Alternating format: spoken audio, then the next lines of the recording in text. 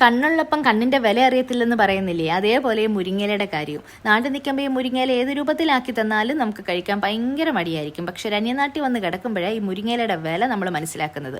അതൊരു ഒന്നൊന്നര വില തന്നെയാണ് കേട്ടോ. അതുകൊണ്ട് ഞാൻ എല്ലാവരോടും പറയാം, നമ്മളെ നാട്ടിലും വീട്ടിലും എപ്പോഴും കിട്ടുന്ന സാധനം ഈ മുരിങ്ങയില. അതൊരിക്കലും മിസ്സാക്കല്. നിങ്ങളത് തോരൻ്റെ രൂപത്തിലോ കറിയുടെ രൂപത്തിലോ എങ്ങനെയാണെന്ന് വെച്ചാൽ കഴിച്ചോ കേട്ടോ.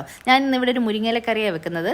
ആദ്യം തന്നെ ജാറിലേക്ക് കുറച്ച് തേങ്ങയിട്ട് അതിലേക്ക് കുറച്ച് ചെറിയ ജീരകവും വെളുത്തുള്ളിയും ഇഞ്ചിയും കൊച്ചുള്ളിയും പച്ചമുളകും മഞ്ഞപ്പൊടി ഇതൊന്ന് പേസ്റ്റാക്കി മാറ്റി വെച്ചാൽ, എന്നിട്ട് നമുക്ക് അടുപ്പിലേക്ക് ഒരു പാത്രം വെച്ച് അതിലേക്ക് കുറച്ച് ഓയിൽ ഒഴിച്ച് കടുക് പൊട്ടിച്ച് കൊച്ചുള്ളിയും വറ്റൽമുളകും ഇട്ട് കൊച്ചുള്ളിയൊക്കെ നല്ലോണം വഴണ്ടി വരുമ്പോഴത്തേക്ക് നമുക്ക് അതിലേക്ക് കഴുകി വെച്ചിരിക്കുന്ന മുരിങ്ങയില ഇട്ട് കുറച്ച് ഉപ്പും മഞ്ഞപ്പൊടി ഇട്ട് ഒന്ന് ജസ്റ്റ് ഈ മുരിങ്ങയില വാടി വരുമ്പോഴത്തേക്ക് നമ്മൾ അരച്ച് വെച്ചിരിക്കുന്ന അരപ്പും ചേർത്ത് കുറച്ച് വെള്ളവും കൂടെ ഒഴിച്ച് നല്ലതുപോലെ ഒന്ന് മിക്സ് ആക്കി എടുത്താൽ നമ്മളെ മുരിങ്ങയിലക്കറി റെഡി ആയിട്ടുണ്ട്. നിങ്ങൾക്ക് ഇതിൽ കുറുകിയ പരുവത്തിലും ആക്കിയെടുക്കാം. ഞാൻ കുറച്ച് ലൂസ് പരുവത്തിലാണ് ആക്കിയെടുത്തിരിക്കുന്നത് കേട്ടോ.